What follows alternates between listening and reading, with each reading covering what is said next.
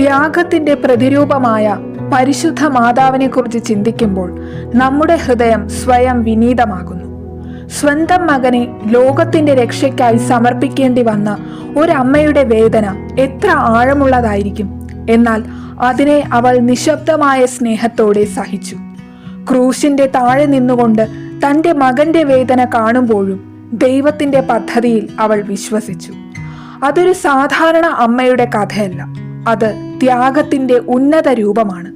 സ്വന്തം സന്തോഷങ്ങളെപ്പോലും ത്യജിച്ച് ദൈവത്തിനും മനുഷ്യർക്കും വേണ്ടി ജീവിച്ച മാതാവ്.